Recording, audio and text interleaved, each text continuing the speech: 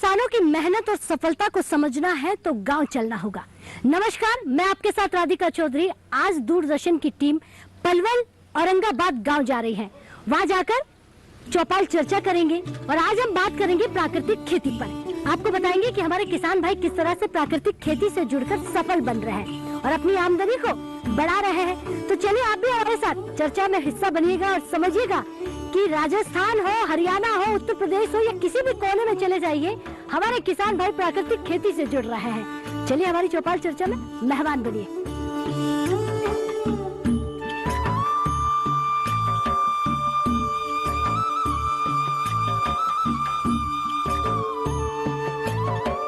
प्राकृतिक खेती पर बात करेंगे। प्रधानमंत्री मोदी जी बार बार कह रहे हैं कि चाहे दिल्ली के आसपास बसे हुए गांव हो या फिर हिंदुस्तान में कोई भी गांव आप उठाकर देख लीजिएगा, प्राकृतिक खेती में लगातार हमारे किसान भाई काम कर रहे हैं। तो चर्चा हमारी यहाँ पर होने के लिए तैयार है और किसान भाई भी खाट पर बैठे हुए हैं और आज बताएंगे कि प्राकृतिक खेती में हम किस तरह से आगे बढ़ रहे हैं।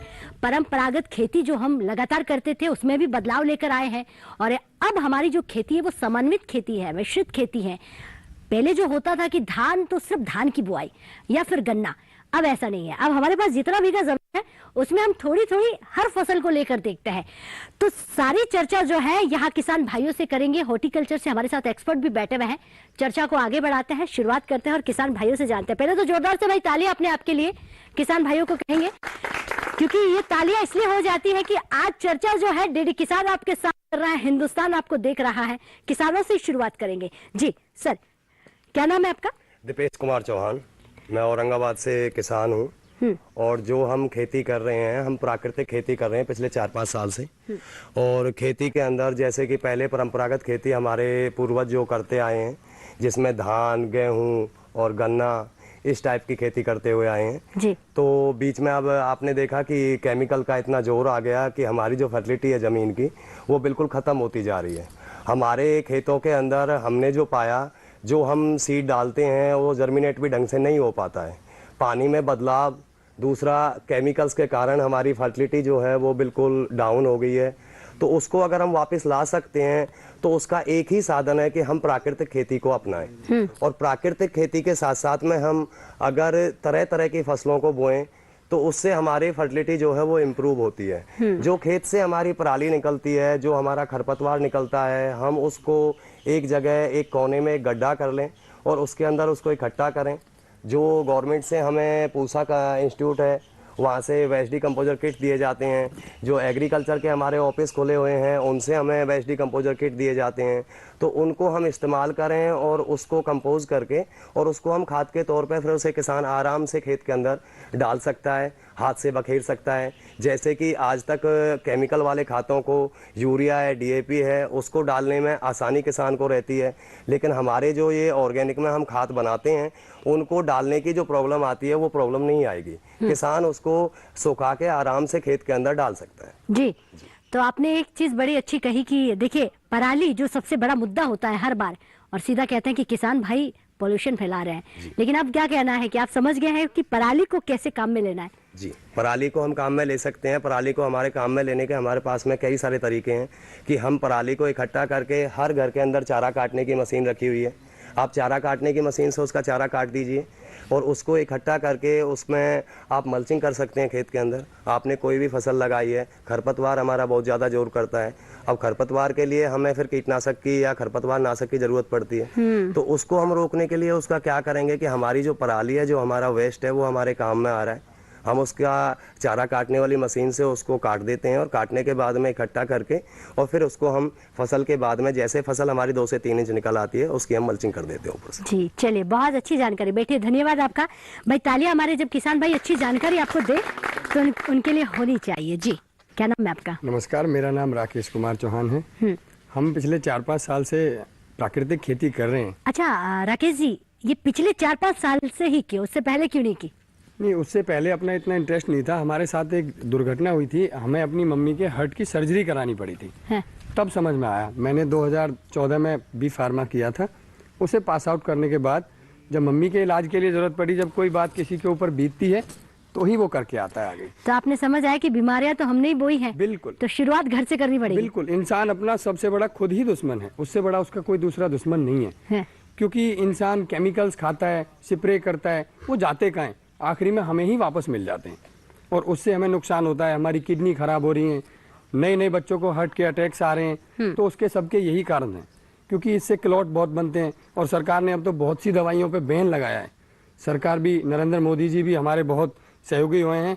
अभी हमें पिछली 13 तारीख को प्रशंसा पत्र भी मिला था चौधरी चरण सिंह विश्वविद्यालय हिसार से, इसीलिए प्राकृतिक खेती करने के लिए। क्या बात है। तो पिछले 4-5 सालों में आप प्राकृतिक खेती कर रहे हैं, तो बताइए कितना बदलाव अब जीवन में आ गया है, खेती बाड़ी में आ गया है? इतना बदलाव आ गया है, पिछले लगभग 3 साल से हमारे घर में वो बीमारी नहीं रही जो पहले थी। बुजुर्ग लोग भी हैं, उनके साथ साथ हम कुछ औषधीय खेती भी है जो करते हैं। अच्छा। फसलों के साथ जैसे हमने सब्जियां लगाई हैं तो उनके बीच बीच में हमने शतावरी, सफ़ेद मूसली, कोंच बीज, अश्वगंधा ऐसी जड़ी बूटियां भी लगाई हैं, जिनसे हमारी सब्जी की गुणवत्ता और अच्छी बढ़ती है। उसे खाने से ही बहुत से रोग हमारे चले जाते हैं जी। आय में भी हमारी बहुत वृद्धि हुई है। हम मशरूम का उत्पादन भी करते हैं, हम खाद भी, जैविक खाद तैयार करते हैं। जैसे हमें डीएपी बनाना हो, अब किसान को तो बुवाई के लिए डीएपी चाहिएगा, तो हम डीएपी को, जैसे केले का कहीं तना है, मंडी में कहीं केले आते हैं तो उसके छिलके या पत्तों को ऐसे ही वेस्ट में डाल देते हैं। अगर हम उन्हें गोबर के साथ वेस्ट डिकम्पोजर की सहायता से डिकम्पोज करें तो हमें एक अच्छा डीएपी प्राप्त होता है जी, जिससे हम रिच फॉस्फोरस होता है, अच्छा फॉस्फोरस का सोर्स है। मैग्नीशियम के लिए हम सरसों की तूड़ी ले सकते हैं। तो ऐसी चीज़ों से हम घनामृत, जीवामृत, गोकृपामृत ऐसे बनाते, खेत में डालते और बहुत अच्छा हमें फ़ायदा मिल रहा है जी। हमारी फसलें बहुत चमकती भी हैं, उनका स्वाद भी एक अलग है। हमने 3-4 प्रकार का गेहूं भी उगाया है, जो भी हम उगाते हैं। तो परंपरागत खेती से हटके जो हम प्राकृतिक खेती पे आए तो हमें उसका बहुत फ़ायदा भी मिला और हमने बहुत से किसानों को भी उसके लिए आग्रहित किया है, आप भी आएँ और हमारे साथ जुड़ें और ये खेती करें। क्या बात है। अच्छा, अब हमें कह रहे हैं कि आप भी आइए और ये चमक आप भी देखिएगा खेतों में काम करके। चलिए, अच्छा लगा। लेकिन ये बताइए, प्राकृतिक खेती करने से आमदनी बढ़ती है या नहीं? जी मैम, बढ़ती है आमदनी, लेकिन उसके लिए सरकार से भी हमारी एक गुजारिश है, मंडी में जहाँ भी ये मंडियाँ हैं, अनाज मंडी है, तो वहाँ सरकार अपना एक एजेंट बिठाए जहाँ किसान को फसल बेचने में कोई आपत्ति ना हो जी। किसान उगा तो लेता है पर बेचने की उसे बड़ी भारी किल्लत होती है जी। क्योंकि मैंने तो पिछले कई वर्षों से ये किल्लत झेली है। तो अब थोड़ा बदलाव देखने को मिल रहा है मंडियों में भी? अब बहुत बदलाव मिल रहा है। प्रधानमंत्री जी की तरफ से भी बहुत सी सहायताएं किसानों को मिल रही हैं और हमारे एग्रीकल्चर डिपार्टमेंट से भी, केवीके से भी हमें बहुत सी सहायताएं मिलती हैं। चलिए बैठिए, बहुत धन्यवाद। राकेश जी ने बहुत ही अच्छी जानकारी दी है। तो आगे हम किसानों के पास पहुंचे, लेकिन इससे पहले जो हमारे एक्सपर्ट बैठे हुए हैं उनसे जान लेते हैं। भाई, तारीफ जब किसान कर रहे हैं तो पूछना बनता है। जी सर, क्या नाम है आपका? नमस्कार, मैं doctor Nitesh, district horticulture consultant. जो हमारे डिपार्टमेंट में स्कीम चली है हम उन किसानों तक पहुंचा रहे हैं जिनसे किसानों की आय दोगुनी हो और प्रधानमंत्री जी की सपना पूरा हो। हम किसानों को जो नए बागों पर, सब्जियों पर और मशरूम प्रोडक्शन यूनिट है या सीजनल जो अपना मशरूम कर रहे हैं, उन सभी पे 50 से 100% तक सब्सिडी दे रहे हैं।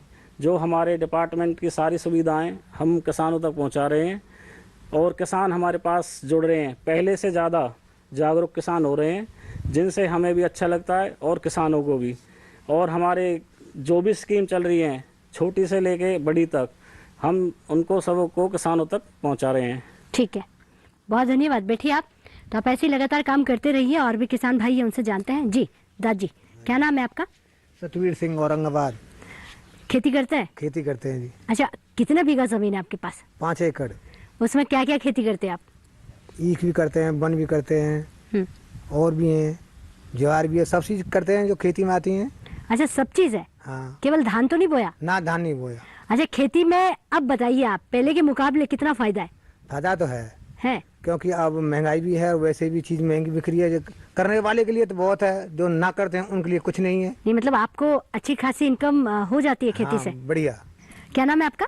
जी नमस्कार, मेरा नाम मनोज आशीवाल है और मैं औरंगाबाद में खेती बाड़ी करता हूँ और ऑर्गेनिक के प्रचार प्रसार के लिए काम करता हूँ। जो यहाँ पे किसान बहुत सारे जो बैठे हुए हैं, यहाँ पे जो बहुत से किसान जो काम करते हैं, उनके लिए उनको बढ़ाना कि कैसे ऑर्गेनिक खेती हमारे लिए, प्राकृतिक खेती हमारे लिए फ़ायदेमंद है। जो वर्षों पहले जो पुराना हमने 40-50 वर्षों से जो हमने खेतों में अपना बहुत सारा जो हमने केमिकल डाला है, उसको ज़मीन का जो क्षारीयपन है वो उसको बहुत ज़्यादा कर दिया, उसका पीएच लेवल मान बहुत ज़्यादा बढ़ा दिया है। यह हमारी ज़मीन के लिए और हम जलवायु के लिए भी ये फ़ायदेमंद नहीं है, क्योंकि जो उत्पादन होता है जो खेती बाड़ी में, खेत में, वह उत्पादन उसके अनुसार नहीं हो पाता जो किसान की अपेक्षा या इच्छा होती है। तो इसी प्रकार जो पिछले कुछ वर्षों से प्राकृतिक खेती एवं जैविक खेती के बारे में जो बढ़ावा दिया जा रहा है, तो मेरा विचार है कि मैं भी उसी के लिए काम कर रहा हूँ और बहुत से किसानों को उसके लिए आमंत्रित कर रहा हूँ और बहुत से किसानों को बढ़ावा दे रहा हूँ कि आप लोग सब जैविक खेती में आइए। जिसके आपके पास अगर 5 बीघा है तो आप 1 बीघा से आप शुरू कीजिए कि इसमें आपको किस तरह लाभ हो रहा है। उससे आपको ज़मीन की जो है उर्वर शक्ति बढ़ेगी, तो ज़मीन में जो वायु का जो प्रसार होता है वो उसमें अच्छा होगा और जो उसमें केंचुओं की जो तादाद है, संख्या है, वो उसमें ज़्यादा बढ़ेगी। इसी प्रकार हमारे लिए जलवायु और इन चीज़ों का सभी का प्राकृतिक एक बायोम बना रहेगा और सारा बायोम इसके लिए कार्य करता है। एक हमारा प्राकृतिक जो चक्र है ये इसके लिए वन्य प्राणी, वर्षा, हमारा वन, हमारे जो वाइल्ड लाइफ है और ये सब इन चीज़ों से जुड़े हुए हैं और ये जो केमिकल का यूज़ करना है इसमें, ये सब इस पर प्रभाव डालता है। इससे बचाव करने के लिए हम केवल प्राकृतिक खेती के ही हमारे पास एक रास्ता है और जैविक खेती हमारे लिए एक रास्ता है कि जो हमारी आने वाली पीढ़ी है ताकि उसको हम क्या दे सकते हैं और उसको हम क्या अच्छा दे सकते हैं। बस यही सोच के लिए मेरा विचार है कि सभी से मेरा आग्रह है कि सभी लोग प्राकृतिक खेती करें और जैविक खेती करें और सभी किसानों से मेरा निवेदन यही है कि सभी लोग प्राकृतिक खेती को अपनाएं और जिस तरह की कोई सहायता हो तो आप अपने जो अपने केवी के क्षेत्र है उसमें आप आके पता करें और उनसे सलाह ले। धन्यवाद। लेकिन हमारी युवा कह रही है कि आने वाली पीढ़ी इसको समझ रही है और एक पीढ़ी तो आप भी हैं, बहुत लोगों को जागरूक कर रहे हैं। लेकिन किस तरह से आप किसानों को जागरूक करते हैं, कहाँ से शुरुआत करते हैं, क्या एक ग्रुप बना रखा है, किस तरह से किसानों तक आप अपनी जानकारी जो है, ये चक्र है, ये जो सर्किल है, पहुंचाते हैं? जी हमारा एक ग्रुप है जिसको हम खुद भी हम अपने फार्म पे एक जैविक खेती करते हैं, उसको हम प्रचार प्रसार करते हैं। जो किसान तो जुड़ना चाहते हैं, हम जस्ट लाइक एक FPO बना देना, फार्मर प्रोडक्शन ऑर्गेनाइजेशन, तो उसको FPO से भी हम बहुत सारे किसानों को जोड़ रखे हैं ताकि वो उनको भी हम उसको बताते हैं कि इस तरह से आप प्राकृतिक करने के लिए आपको ये फ़ायदा है, ये लाभ है। तो उस लाभ को हमें जब वो हमारे पास दिखता है कि हाँ ये लाभ अच्छा हो रहा है तो वो खुद भी उसको अपनाता है। तो चलिए आज की चौपाल चर्चा में वक्त हो गया एक छोटे से ब्रेक का। ब्रेक के बाद फौरन हाजिर होता है। अरे वाह भैया, अकेले अकेले। अरे तू भी ले, पर खाएगा कैसे? मैं ऑर्गेनिक खेती की बात कर रहा रे बेटे। अकेले अकेले खेती कब तक करेगा? मतलब गांव में 20-25 किसानों का समूह बना के पंजीकरण करवा ले, फिर सरकारी ट्रेनिंग भी मिलेगी और मुफ्त जैविक बीज खाद भी। फिर BGS ऑर्गेनिक की सरकारी मोहर के साथ तेरी उपज आकर्षक पैक में पहुंचेगी बड़े बाजार तक। अच्छा? हाँ। अरे भाई कहाँ चल दिया? सबको साथ लाने, आमदनी बढ़ाने। तो किसान भाई समझ गए ना, साथ मिलकर ऑर्गेनिक खेती कीजिए, अपनी परंपरा को आगे बढ़ाइए, ज्यादा मुनाफा कमाइए। माटी से प्रेम की परंपरा है परंपरागत खेती।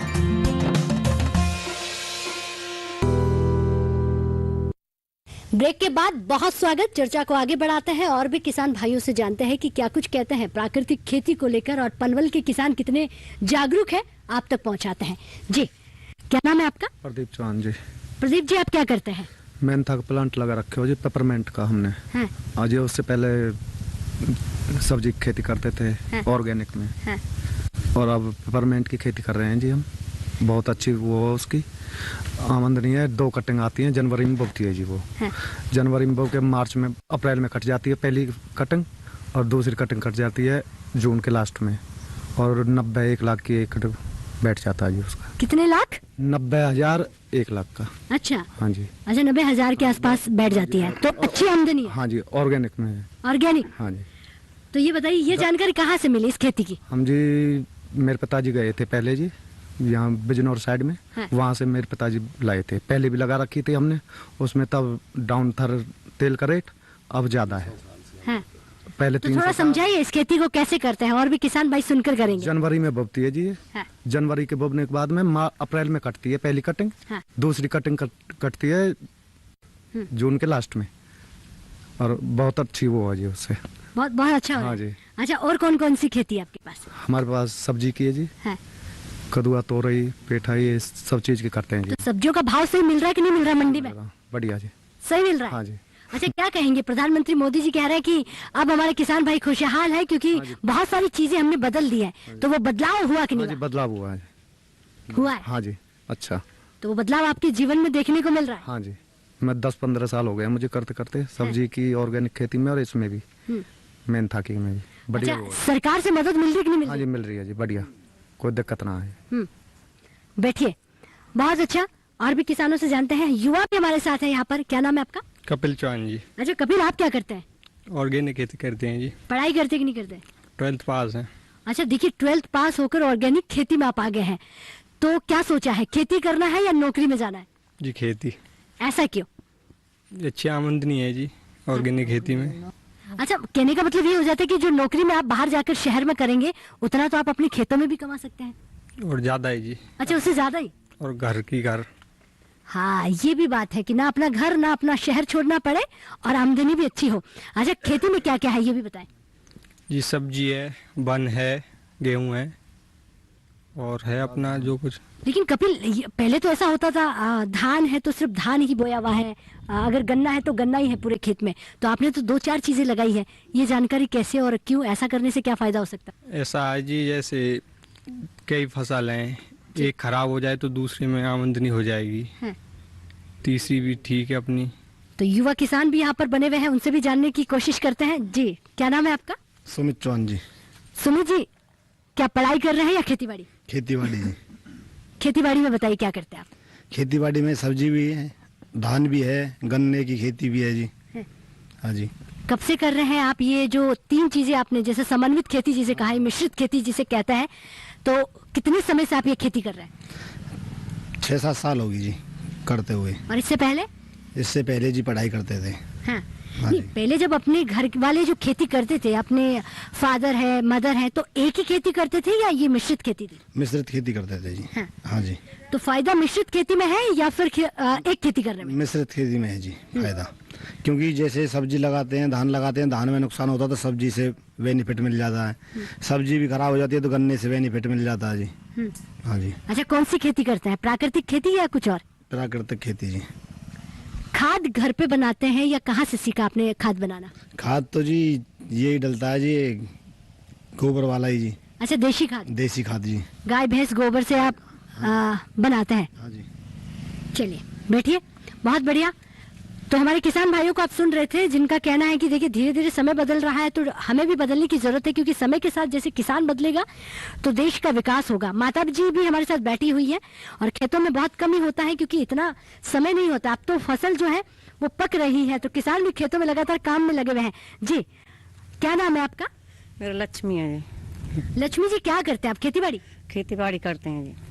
अच्छा, ये बताइए, आपने तो बहुत समय देखा है, खेतों में गुजारा है, तो खेतों में कितना बदलाव आ गया पहले के जमाने से? अब खेती अच्छी है या पहले अच्छी थी? अब अच्छी है खेती जी, पहले नहीं इतनी अच्छी। अब कैसे अच्छी हो गई? अब ऐसे अच्छी हैगी कि बच्चे पढ़े लिखे हैगे, सब उसको जान गए हैं बच्चे, अपने पढ़ाई के लिखाई के जानकारी के उसके लिए अपने आप बच्चे ठीक खेती बाड़ी करते हैं जी। क्या कुछ करना है खेतों में और कब पानी देना है, तमाम जानकारी जो है युवा लेकर आते हैं, तो खेती बड़ी अच्छी हो गई है। जी सर, क्या नाम है आपका? मेरा नाम सतीश कुमार है। हाँ। मैं कैथल डिस्ट्रिक्ट से हूँ। मैंने एग्रीकल्चर इंजीनियरिंग की पढ़ाई कर रखी है, और अभी मैं 7-8 साल से एग्रीकल्चर इंजीनियरिंग और प्राकृतिक खेती कर रहा हूँ। और अभी यहाँ पे मैं औरंगाबाद में गोपलो के नाम से अपनी एक संस्था है जो प्राकृतिक खेती करती है, और अपना यहाँ से जो अपनी प्राकृतिक खेती है वो सब्जियाँ वगैरह हैं और फल फ्रूट है। यहाँ पे अपना 4-5-10-12 फार्मर हैं जो अपने प्राकृतिक खेती करते हैं, वहाँ से अपना इकट्ठा सामान ले आते हैं, और यहाँ से अपने गाजियाबाद, फरीदाबाद, गुड़गांव, नोएडा, वहाँ पे अपना ये इसको सब्जी को हम वहाँ पे पहुँचाते हैं, और यहाँ पे हम प्राकृतिक खेती करते हैं।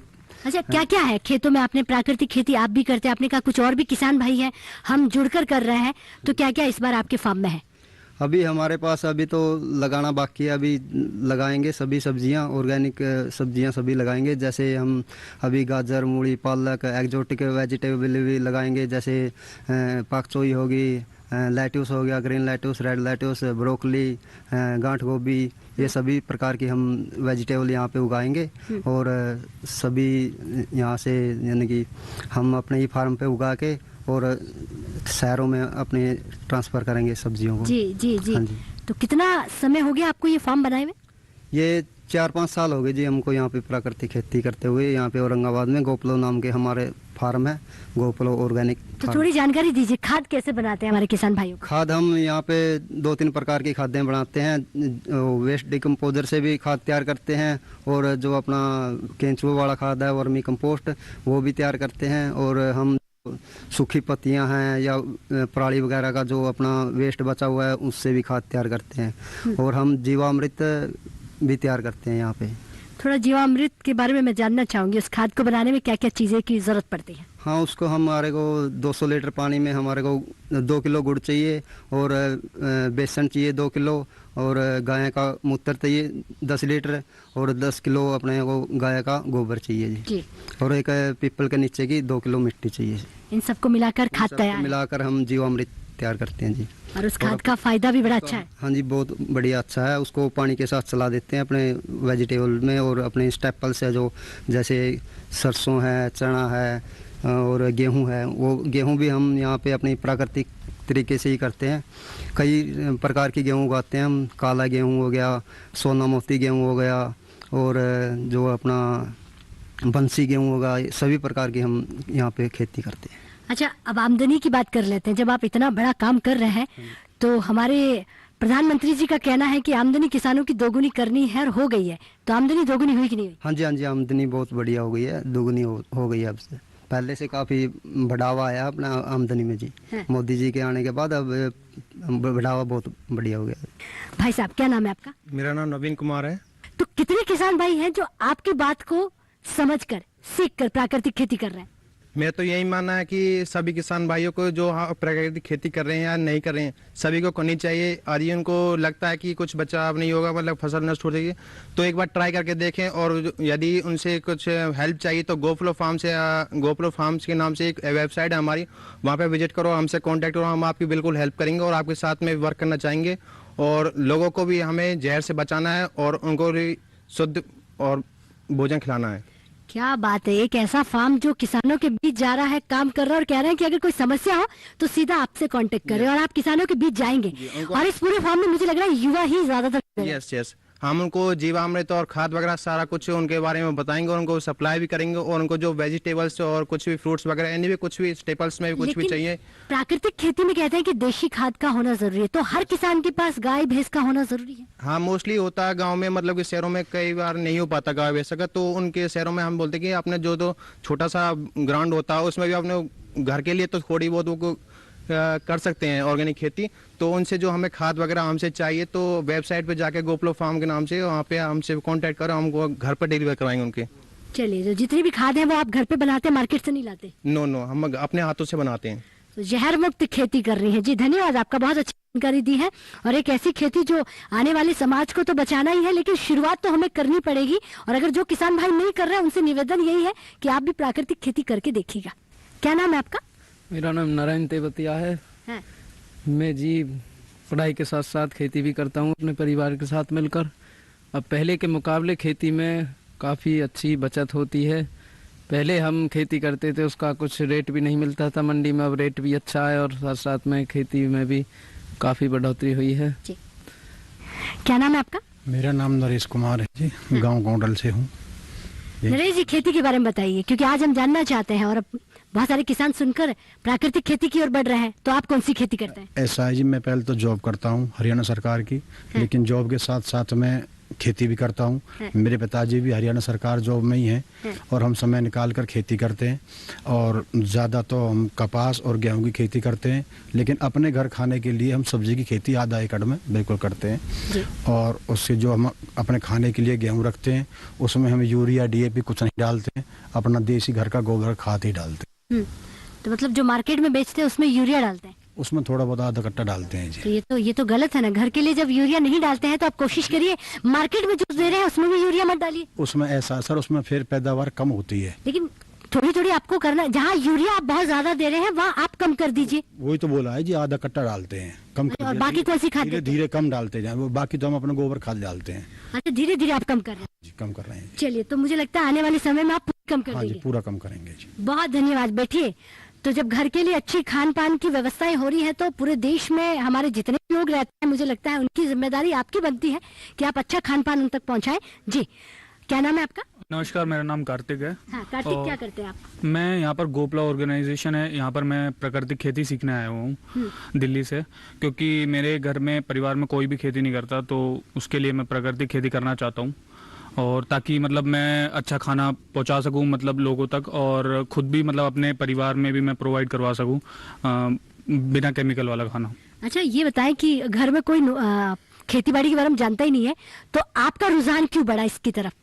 क्योंकि मैंने मतलब काफ़ी मतलब डिजीज़ वगैरह काफ़ी मतलब बीमारियां चली और मतलब केमिकल से बच्चों के अंदर और सभी के अंदर, सारी एजेस के अंदर, और उसी को देख के मेरे को इंटरेस्ट बढ़ा कि ताकि मेरे को प्राकृतिक खेती की तरफ जाना चाहिए, ताकि मैं उस चीज़ को रोक सकूं और अच्छा खाना बिना केमिकल वाला सारा मतलब शुद्ध खाना मैं प्रोवाइड करवा सकूं आगे तक और कस्टमर्स तक, और मैं अपने परिवार में भी।